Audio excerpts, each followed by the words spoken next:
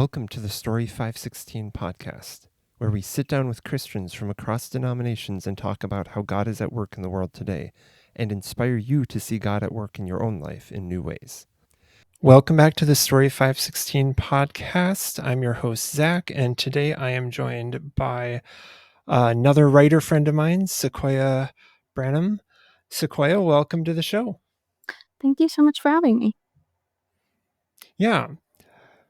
So, like a number of the guests we've had in recent episodes, Sequoia and I met through a program called the Author Conservatory, where we've both furthered our education in writing, business, kind of pursuing publication.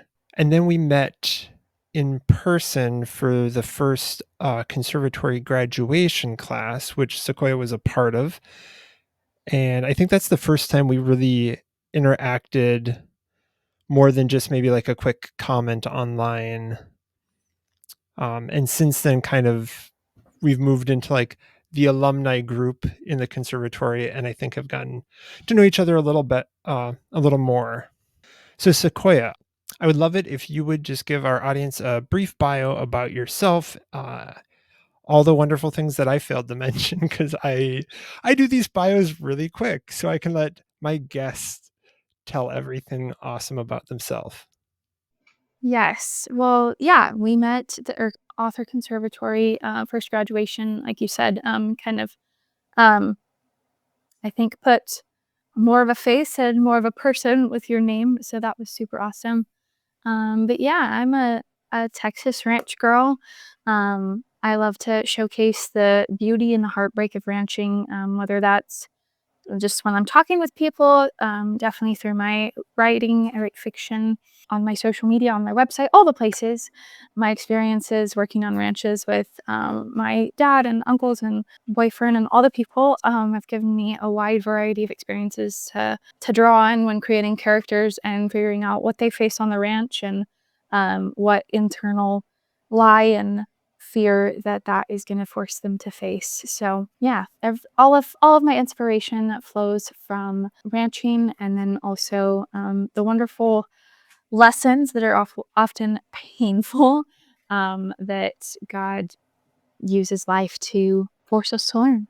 Yeah, it was fun to meet in person, and I encourage all the audience to go check out Sequoia's social medias, which we'll talk about at the very end of the show, uh, to see pictures of her. Because when I first saw you, it was like you came in and you were the one person wearing a cowboy hat. That unintentionally has really become my trademark when I'm at, especially like, I don't know, authory events.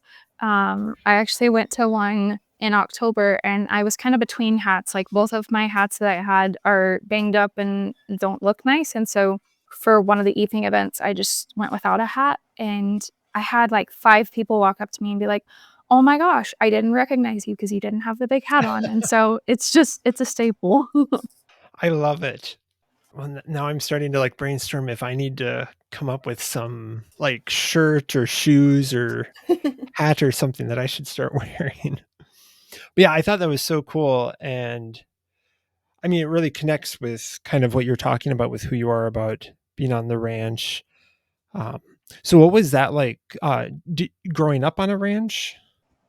I did, yes. So we lived in town, but my dad took care of a place outside of town, kind of on a part-time basis, and I got to spend a lot of time with him doing that. So, what kind of animals did you have? Because I'm a city boy. Grew up. We had a dog a few different times growing up. So that's the most animals I've had. Well, we have lots of dogs. I think we're currently collectively, family-wise, at about 6 or 7. Wow. So those are always a good staple. But ranch-wise, primarily raised cattle, and then we have the horses that we use for ranch work. Always a good barn cat is good to have around, keeps the mice down. While I was growing up, my dad and I would go and help a ranch that raised primarily sheep and goats, and so that was a lot of fun as well. Cool. Cool. And then I know you have or you ride horses, have horses currently? Yes, I have 3 of them. Okay. I have a relative who just got her first horse recently, so I'm sure she would love to chat about horses, taking care of them. I got to meet the horse last summer for the first time. So that was pretty cool. I've ridden a horse once, but I was it's been a while. I was probably like 10 or 11, and it was like a homeschool field trip. And every time I'm near a horse, I'm just reminded how massive they are. They are, yes. I have, my 2 older horses that I take places when I go and work for other people. One of them is very large. He's tall, but then he's very broad and just thick and all there. And then my other horse is also broad and thick, but he is shorter, kind of drastically shorter, so it's always a fun dynamic to show up with. And then my 3rd, she's a little filly, and she's kinda right in the middle, so it works out well. Awesome. So a lot of your writing, because you've been published multiple times now, and I would love to talk a little bit about that. But a lot of your writing has been inspired by a lot of life experiences on a ranch, um, which I think is super cool. Um, as someone who writes more fantasy, I can't fully relate to that because like I can't go like hang out with a dragon or a wizard or something in my everyday life to like be inspired by my real life. So I'm like living in pure imagination land most of the time. Yes, it is very different, just, interacting with you and other people from the conservatory who write fantasy. I think that's just such a different part of the brain that I love that y'all have. I can't think in that room. So I would love to hear a little bit kind of about your publication journey because I know, like I said, you've had multiple projects published that people can go by. So if our conversation today sounds at all interesting, which it should, I encourage our audience to follow up on that and check out your published works. But I'd love to hear a little bit about those. Yes. So my 2 books that I have out currently, In the Company of Cows and In Between Pastures, are together. I call them the Nora Kelly series.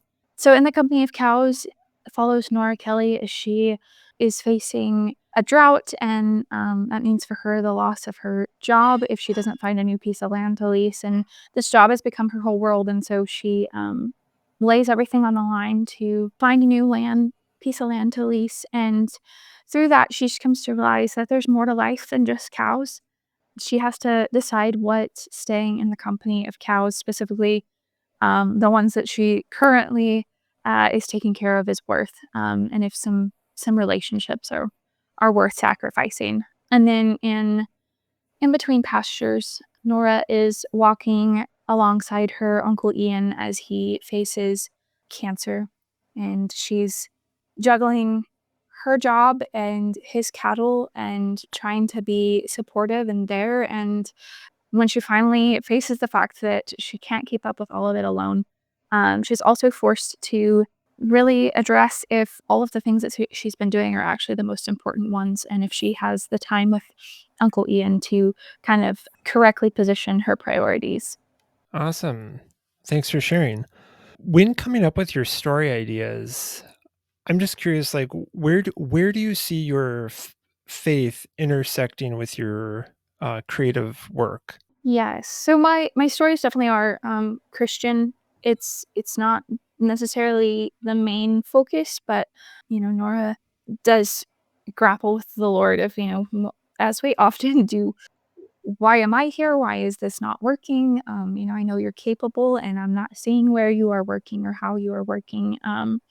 And I would say the scriptures that you will find her, sitting down and opening her Bible to read and remind herself of, and often the questions that my characters are asking, are usually scriptures and questions that I'm wrestling through when I'm writing. I don't think I can write a story that is not connected with my faith, just because that is such a huge part of how I see the world and how I process, obstacles and challenges that come my way. Yeah. So something I was kind of thinking about as you were talking was that process of writing things down and processing. And then, yes, audience, I know I just said the process of processing.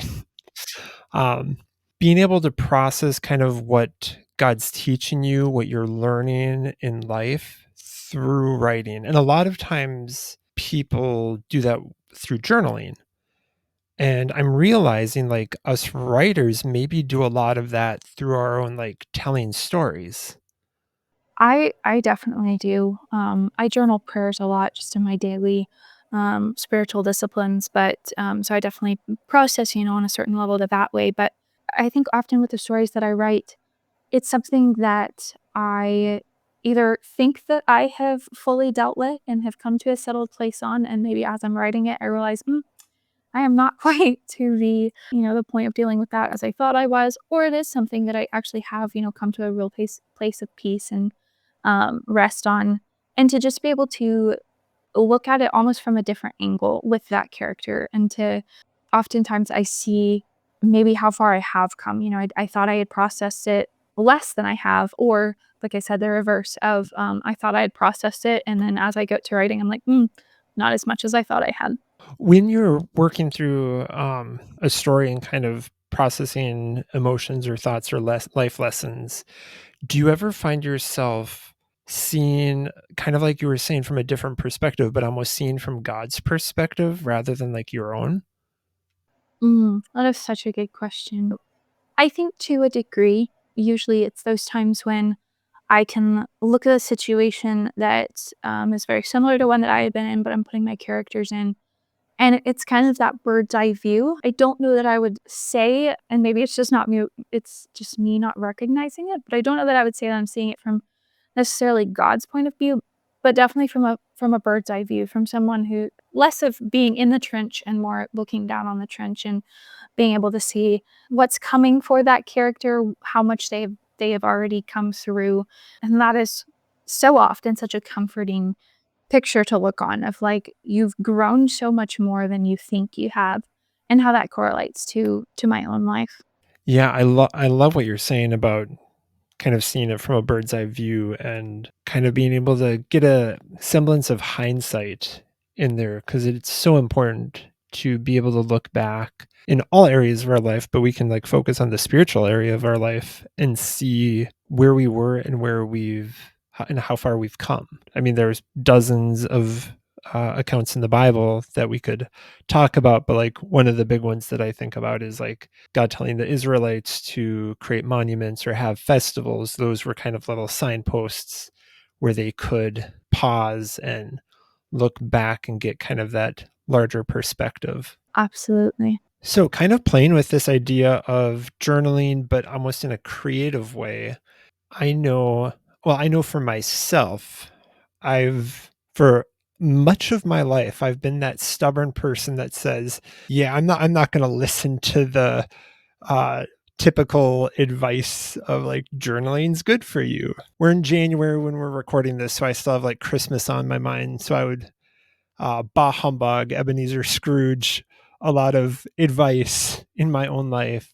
But now I'm wondering, kind of as you were talking, how many of my stories have I like subconsciously used as journaling and tried to like work out an issue. So now I'm gonna have to take some time and think about this later.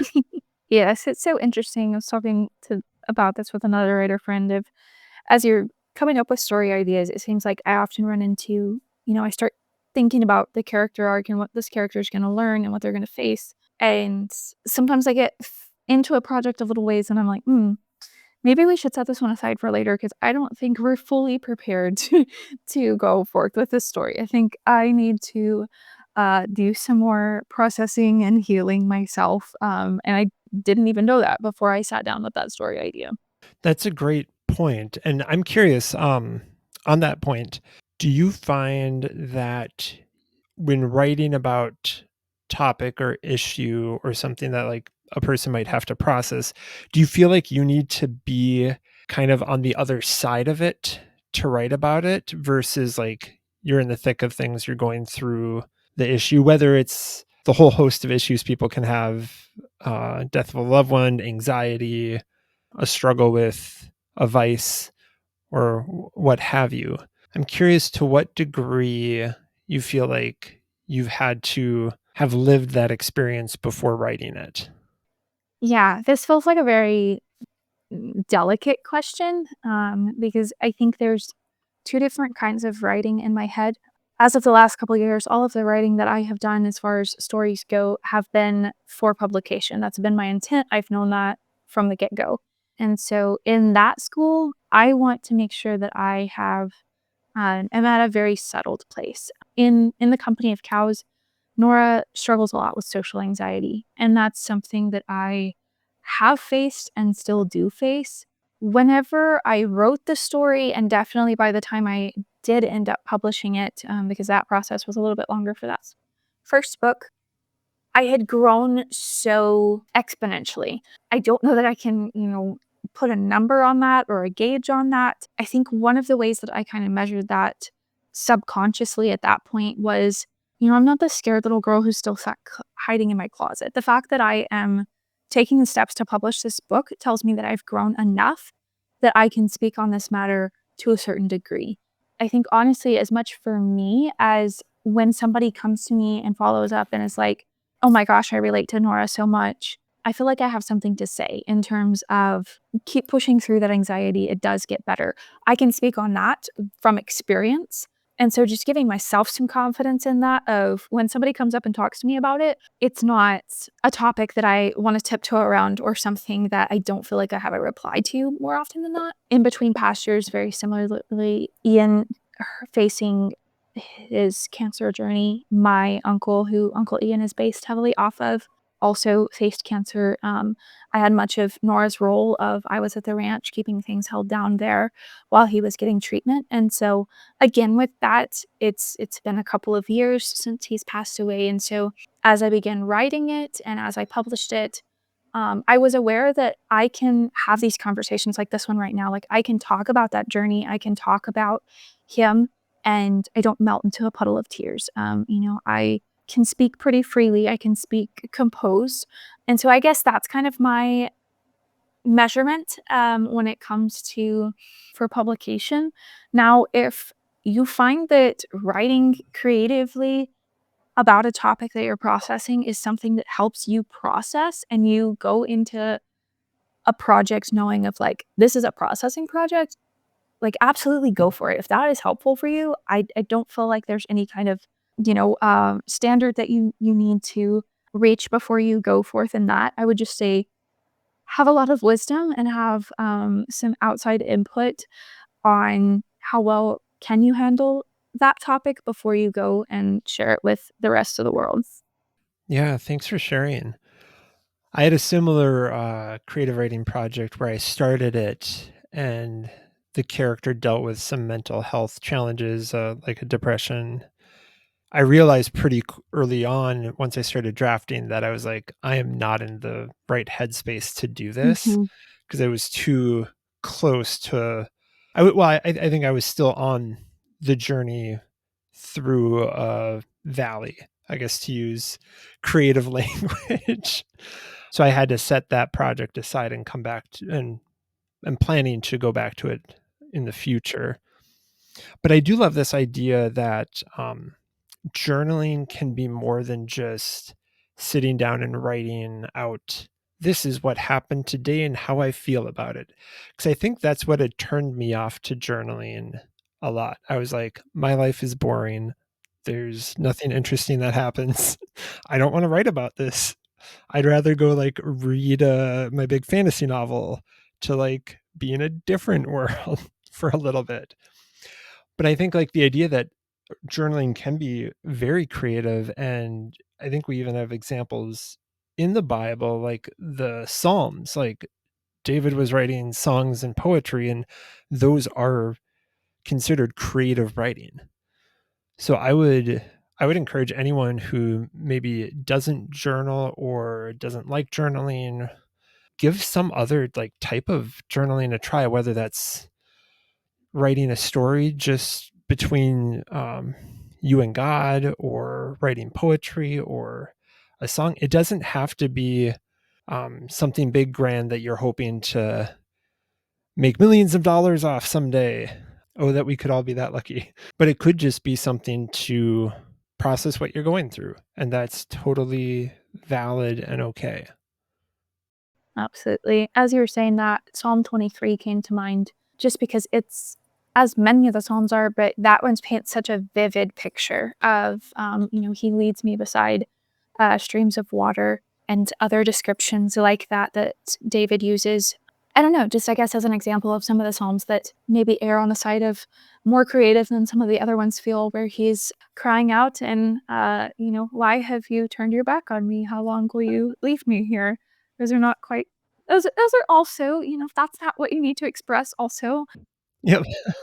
that's, go for that too. But if you're wanting a more creative example.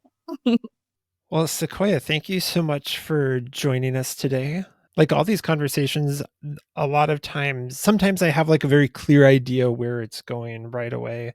Sometimes I have an idea and it takes a left turn. Today was one of those because I was like, Sequoia has lots of animals. I was very curious if we were going to get into talking a lot about horses and God's creation that way. So, I mean, maybe that's just a sign that I need to get you back on in the future. We can do that for sure. But yeah, I love this conversation about finding God through writing, through processing different experiences. As I hinted at earlier in the episode, if our audience wants to follow up, and I encourage them to do this, sign up for an email list, purchase one of your books, follow you on social media, where is the best place to do that? The best place to go is my website, which is just sequoiahbranham.com.